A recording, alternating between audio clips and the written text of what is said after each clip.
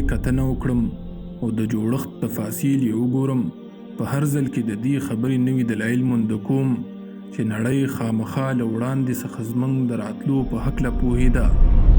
داسې ویل کېږي چې یو سړی جعفر ابن محمد الصادق رحمه الله ته راغلی او ځنې یې وپوښتل د الله تعالی په شتون څه دلیل دی؟ دغه ځواب راته د جوهر او د نړۍ په بیلګو مه راکوه. نو هغه ځواب ورکړ آیا کله دې د سمندر سفر کړی؟ هغه سړي وویل هاو. هغه بیا ځینې پوښتنه وکړه آیا کله در باندې هوا دومره چټکه شوي چې له ډوبېدو پکې ډارېدلی یې؟ هغه سړي وویل هاو. هغه بیا ځینې پوښتنه وکړه آیا په دغه وخت کې له دغې سورلۍ او کښتیوانانو ستا هیله غوسه شوې؟ هغه سړي وویل هاو. هغه بیا ځینې وپوښتل آیا ستا نفس داسې فکر کوو چې یو څوک شته چې تا ته خلاصون درکړي؟ هغه سړي وویل هاو. نو جعفر رحمه الله جواب ورکړ دغه ذات چې تا به خوندي ساتي الله تعالی دی. هغه شخص چې د الله تعالی د شتون لپاره د نړۍ د جوړښت پرته بل ایمانی دلیل غوښته، هغه پر دې نه پوهېده چې د فطرت پرته له دې چې دغه دلایل وویني پر الله تعالی ایمان لري. مؤمن پر دې پوهېږي چې الله تعالی د حکمت څښتن، تدبیر جوړونکی، شفقت والا او مهربانه دی.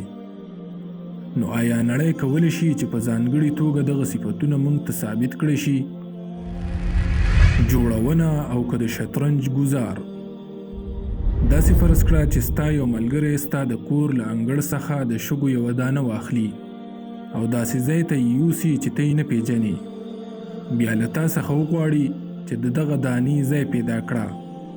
آیا ته فکر کوي چې دغه کار شونی دی؟ ښه، دغه اسانه ننګونه پرېږده. راځه چې شمالي امریکا ته له ځان سره د روپو یو څو سکې ویسو، بیا دغه ټوله وچه پرې ډکه کړو او له دغه ټیټې ځمکې څخه تر سپوږمۍ پورې د 240 میلیو غر پورته کړو. بیا د روپو دغه ډول ستر غرونه په 1 میلیارد نورو وچو کې جوړ کړو. بیا کوښښ وکړو چې د روپو له دغه غرونو څخه یوه سره سکه راوباسو. آیا دا تاته ناممکن ښکاري؟ راځه چې یو لنډ ریاضي حساب وکړو. له 4 بیلابیلو بالونو څخه د یو سور بال ټاکل یا پیدا کېدل څومره احتمال لري؟ په 4 کې یو. ډیره ښه ده. راځه چې بیرته هغه دانې ته ور وګرځو چې ستا ملګري ورکه کړې وه. د هغې د پیدا کېدلو امکان په 10 کې یوازې 1% دی، یعنې په 10 کې یو چې مخامخ یې 19 صفرونه وي. دغه راز له هغه سترو غرونو څخه د یوې سمې سکې راویستلو امکان په 10 کې 1% دی چې مخامخ یې 20 صفرونه وي. بیا په پایله کې د دې نړۍ د ناګهانه پیدا کېدلو امکان په 10 کې 1% دی چې مخامخ یې 180 صفرونه وي، کوم چې په ریاضي کې بیخي شتون نه لري، لکه څرنګه چې سویسرا د ریاضي عالم څرګنده کړي. آیا دې ریاضي حسابونو تنګ کړي؟ بیا نو دا پرېږده. یوازې دومره فکر وکړه چې دا نړۍ د دې لپاره چې تر تا راورسیږي خامخا یې خالق ته اړتیا درلوده، او ته هم پر دې باور لري چې یو څوک شته چې پر ما پاملرنه کوي. آیا دا به موږ سره د هغې د خالق په پیژندنه کې مرسته وکړي؟ د چړې تیروالی. د نړۍ طبیعت ته په کتلو سره پوهیږو چې دلته یو شمیر قوانین لري چې دا نړۍ ترتیبوي او د هغې کارونه محکوموي. دغه راز په دې کې راتلونکې پیښې د پوهېدلو وړ ګرځوي. خو بیا د لا زیات ژور سوچ سره رامعلومیږي چې دغه قوانین هم د یو پوه او حکیم ذات له اړخه منځته راغلي. نامتو طبیعت پوه مولویس وایي چې د نړۍ قوانین له یو بل سره ټینګه اړیکه لري، تر دې کچې که چېرې د جاذبیت د قانون او د شیانو د مغناطیسي قوه ترمنځ په اړیکه کې د ذرې په اندازه بدلون راشي، یوازې دا به هم د دې بسنه وکړي چې موږ اوس مهاله نړۍ له منځه ویسي. ځکه په نړۍ کې هر وړوکی څیز د هغې د پایښت په موخه شتون لري او په نړۍ کې هیڅ تصادفي او ناګهاني څیز نشته. ته د ځمکې اوسمهاله پراخه قوانینو ته وګوره، د کوم په هکله چې د اوسني دور نامتو طبیعت پوه سټیفن هوکینګ وایي چې د نړۍ شمیرې او قوانین په پوره دقت او شکل سره چمتو شوي تر څو د ژوند پرمختګ ممکن شي. د بیلګې په توګه که چېرې د الکترون برقي قوه له اوسمهاله اندازې څخه لږه بدله وه، نو ستوري به د هایدروجن او هیلیوم په سوځولو برلاسي نه وي. دغه راز د چاودېدلو وس به یې نه درلود، کوم چې په پایله کې د دې لامل کېده چې له نړۍ څخه ډېره لویه برخه انرژي له منځه یوسي. بیا دغه سترې چاودنې ته وګوره چې دا نړۍ ترې منځته راغلې. فکر وکړه که چېرې دغه چاودنه له خپلې اندازې څخه د یوې ذرې په اندازه وړه وه، نو دا نړۍ به زموږ له راتلو څخه پخوا له منځه تللې وه. دغه راز که چېرې په دغه کچه له خپلې اندازې څخه ستره وه، نو اوس به ډېره فارغه ښکارېده. دغه خبره سره د دې نه چې هوکینګ ملحد و، دې خبرې ته اړ باسي چې په پای کې ووایي دا به ډېره ستونزمنه وي چې موږ د دې څرګندونه وکړو چې نړۍ یوازې په دې ډول پیل شوه. تنها دا خبره کولی شو چې دغه د الله تعالی کار و چې زموږ په څیر مخلوقات یې په دغه ډول پیدا کول. موږ د داسې یو دلیل په وړاندې یو چې سترګې یې له پامه نشو غورځولی، چې په نړۍ کې د هر یو کوچني کوچني څیز پاملرنه کوي، پر کوم چې احاطه کول ناممکن دي. لکه څنګه چې ډیویس وایي، د کلیشا دا وینا چې وایي نړۍ د چاړې د تیروالي په څیر سمه برابره ده، دغه وینا یې د ده په اند له کم فکرۍ ډکه ده، ځکه داسې چاړې په نړۍ کې نشته چې د نړۍ له دقت سره سمون وخوري، دغه راز چې د نړۍ له ښایست سره سمون وخوري. ښایست مې اسیر کوي. په یوه تود سبا کې د اوبو پر یوه لښتي لمر راختوي. د دغې ځمکې هرې خوا ته شینکي او نباتات وي، هلته ډول ډول ګلونه ساه اخلي. ته د یوې ارامې شپې وروسته دغه ځای کې کښېنې او د لمر راختلو انتظار باسي. دغه مهال د مرغانو یو ټولۍ د له خوا تیر شي. هغه داسې صاف اواز لري چې هیڅ څیز یې پټولی نشي. بیا د یو بوټي د سیوري لاندې د هغې تنې ته تکیه ولګوي، دغې هر څه ته خاموش شي او ورته ځیر شي او بیا له ځان سره ووایي دا نړۍ څومره ښایسته ده.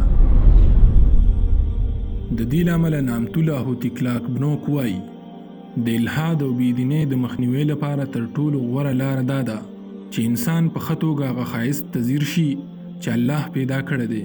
له دې پرته عقلي څېړنې یا دلایل کوم ځانګړی رول نه لري. دغه راز فیلسوف ایلن دیسناک وایي د عاقل انسان لپاره غوره نوم جمالي انسان دی، یعنی د ښایست لیوال، ځکه د ښایست درک کول د انسان لپاره د نفسي جوړښت تر ټولو مهم عنصر دی. نو آیا د نړۍ ښایست په نړۍ کې د الله تعالی د قدرت او د پاملرنې دلیل کېدلی شي؟ او کنه د ډیوس خبره ډیره سمه ده چې وایي ښایست په خپله د یو څیز صفت نه دی، بلکې دا د هغه عقل خصلت دی چې دغه ډول ښه فکر کوي. په بله معنا ښایست لیدل دا د لیدونکي کار دی او دې کې د لیدل شوي څیز کوم رول نشته. یوازې پر دې پوهېدل چې ښایست شتون لري دا د دې دلیل دی چې هغه په خپله یو خپلواکه څیز دی. راځه د دې په هکله یو ساینسي دلیل واورو. یو ځل بیا د مرغانو چرچار ته غوږ شه. هغوی دغه اوازونه په یو اعلی تال سره وباسي، تر دې چې د موسیقۍ ځینې متخصصین د مرغانو اوازونو ته زموږ میلان په دې تفسیروي چې دوی د هر ډول غږ ترتیبولو وس لري. حتی چې نامتو سندرغاړی اولیفیا میسیان په پیانو کې د مرغه د آواز لپاره هم ځانګړي ټوکړې چمتو کړې وي. دا هر څه زموږ له ارادې پرته موږ د الله په پیدا کړې نړۍ کې پر فکر کولو اړ باسي. خو آیا دا هر څه زموږ لپاره تابع شوي؟ دومره بې پیلې برابره او ستره نړۍ په ورته وخت کې ډیره ښایسته او بې مثاله نړۍ. آیا موږ د دې په وړ یو او که نه له موږ یې قدر ډیر پورته دی؟ د دې لپاره چې فکر وکړو. ځینې په دې اند دي چې انسان ډیر کوچنی او بې قدره دی چې دا ټوله نړۍ یې له امله پیدا شوي. دوی لا زیاتوي دا به د نړۍ د سرچینو ضایع کول وي که موږ یې یوازې د انسان د ګټې لپاره وګرځوو. خو د دې مفکورې ترڅنګ هم که داسې فرض کړو چې یوازې انسان دی چې په نړۍ کې عقل لري، نو دغه وړاندې اعتراض د الله په هکله پر یوې بلې ناسمې شبهې ولاړ دی. دوی داسې فکر کوي چې که نړۍ ټوله د انسان لپاره شي نو بیا به د سرچینو له کمی سره مخ شو. خو د الله تعالی خزانې بیا هیڅ د کمیدو نه دي او هغه حالت په هیڅ کله نه راځي کوم چې پر عامو وګړو راځي. که چېرې د دې کوچني انسان د ګټې په موخه الله تعالی نورې میلیونونه نړۍ پیدا کړې وې نو د هغه له خزانو به هیڅ کم شوی نه وې. له بلې خوا د یو څیز قدر او ارزښت د هغه له حجم څخه نه معلومیږي.